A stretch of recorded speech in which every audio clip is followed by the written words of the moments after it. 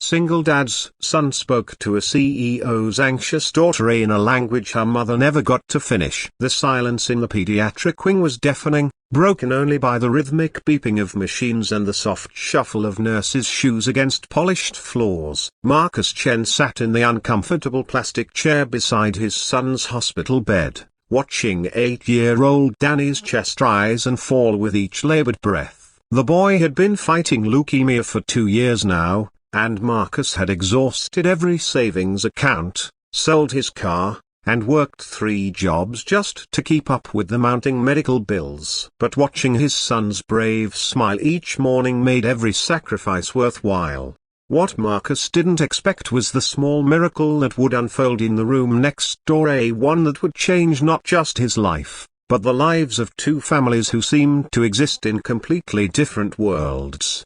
Victoria Hartwell Morrison stood at the floor-to-ceiling windows of her corner office on the 42nd floor, but her mind wasn't on the quarterly reports scattered across her mahogany desk. Her phone buzzed relentlessly with calls from board members, investors, and her assistant, but she ignored them all. Her daughter Emma was in the hospital again, and nothing else mattered. At 38, Victoria had built a tech empire worth billions. But all her success felt hollow when she couldn't fix the one thing that truly mattered. Emma's severe anxiety disorder had worsened over the past year, triggering panic attacks so intense they required hospitalization. The irony wasn't lost on Victoria. She could solve complex business problems worth millions, but she couldn't reach her own daughter who seemed trapped behind an invisible wall of fear.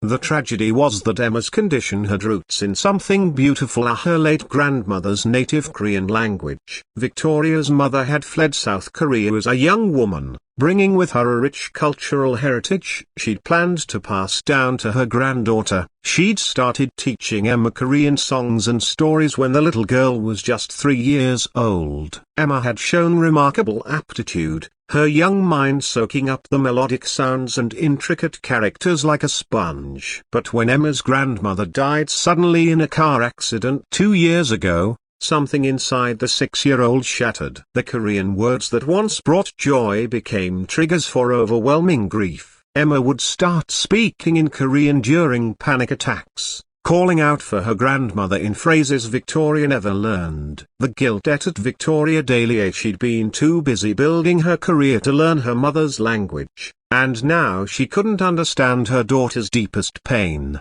Marcus first noticed the commotion around 3 p.m. on a Tuesday. Danny had been napping when the sound of crying echoed through the thin hospital walls. It wasn't unusual to hear distress in a children's ward, but something about this particular cry made Marcus's heart clench. It was the sound of a child lost in a world where no one could reach her. "Dad, what's that?" Danny whispered, his voice hoarse from his latest round of chemotherapy. "Just another kid having a hard time, buddy." "Try to rest." But the crying continued, punctuated by rapid Korean phrases that made Marcus sit up straight. He recognized the language immediately. His late wife Sarah had been Korean American, and though she'd passed away when Danny was just 4, she'd made sure their son learned her mother tongue. Danny was fluent, one of the few gifts Sarah had left behind that cancer couldn't touch. "Dad," Danny said, struggling to sit up despite his weakness. "She's speaking Korean." "She's scared and calling for her grandmother." Marcus felt his chest tighten. Even in his own pain, his son's first instinct was to help another child. It was so like Sarah, whose compassion had been the first thing he'd fallen in love with. "She's saying, Halmoni, where are you?" "I can't find you," Danny translated, tears forming in his own eyes. "Dad, can I go talk to her?" Mom always said Korean was meant to connect people. Marcus hesitated. Danny was barely strong enough to walk to the bathroom, let alone comfort another child. But the determination in his son's eyes, that familiar stubborn streak he'd inherited from Sarah, told Marcus this wasn't a request he could refuse. With the help of a nurse, Marcus wheeled Danny's 4-pole to the room next door. What they found broke his heart and opened it simultaneously. A little girl with long black hair sat curled in the corner of her hospital bed, rocking back and forth while a woman in an expensive business suit stood helplessly nearby. The woman clearly the mother looked polished and powerful, but her eyes held the same desperate fear Marcus recognized in his own mirror. "Emma, please, sweetheart, talk to mommy," the woman was pleading, but the child seemed lost in her own world, Korean words tumbling out between sobs. Danny, despite his own exhaustion, slowly approached the bed. In a gentle voice that sounded remarkably like his mother's, he began speaking in Korean. "Anayong CEO, Emma. Nayayuman Danny ya." "Hello, Emma. My name is Danny." The effect was instantaneous. Emma's head snapped up, her tear-stained face showing wonder instead of fear. For the first time in months, she wasn't alone in her language of grief. What followed was a 20-minute conversation that Marcus couldn't understand but felt in his bones. Danny, this brave little boy fighting his own battle with death, sat on Emma's bed and listened to her pain in the only language she could express it. He told her stories about his own mother, how she used to sing Korean lullabies, how she taught him that language was a bridge between hearts.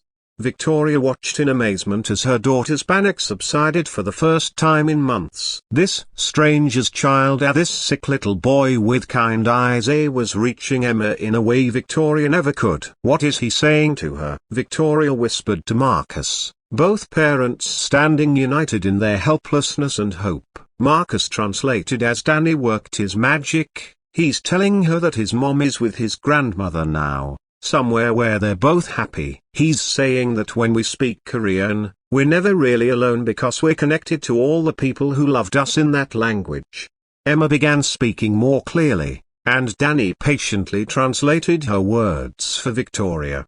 The child wasn't just grieving her grandmother's death, she was terrified that forgetting Korean meant forgetting her harmony entirely. She'd been having panic attacks because she felt guilty for being happy when her grandmother couldn't share those moments. Danny took Emma's small hands in his own thin ones and shared something profound. "My mum told me that love doesn't end when someone dies. It just changes languages. Sometimes it speaks through other people who remember the same words." Over the following weeks, as both children received treatment in neighboring rooms, an extraordinary friendship bloomed. Danny, growing weaker but somehow more radiant, became Emma's translator of grief and guide back to joy. He taught her that Korean could be a celebration of her grandmother's memory, not just a reminder of loss. Marcus and Victoria, thrown together by their children's bond, discovered they had more in common than different tax brackets. Both were single parents who'd lost spouses too young. Both were fighting battles they couldn't win with money or willpower. Both were learning that sometimes the greatest gifts come from the most unexpected places. Victoria hired the city's best Korean tutor, not for Emma, but for herself. She was determined to learn the language her mother had tried to teach her, the language her daughter needed her to understand. Progress was slow, but every stumbled phrase was a step closer to her child. Marcus watched his son pour his remaining strength into helping another child find her way back to happiness. Danny never complained about his own pain. Instead, he'd ask each morning if Emma was feeling better, if she'd slept well, if she'd practiced the Korean songs he taught her. The end, when it came, was both heartbreaking and beautiful. Danny passed away on a quiet Thursday morning in November, surrounded by love and speaking Korean words his mother had taught him. His last gift to Emma was a recording he'd made with the nurse's help, Korean lullabies and stories, his voice weak but warm, ensuring she'd never again feel alone in her grandmother's language. At Danny's funeral, Emma stood beside her mother and spoke in clear Korean, thanking Danny for teaching her that love speaks every language, that kindness needs no translation, and that the most beautiful conversations happen between hearts that choose to understand each other. Victoria, with tears streaming down her face and words still clumsy on her tongue, managed to say in Korean what she'd never been able to say in English, that sometimes angels speak in foreign languages, and that a little boy's selflessness had taught both her and her daughter that love builds bridges across every divide, linguistic, cultural, and economic.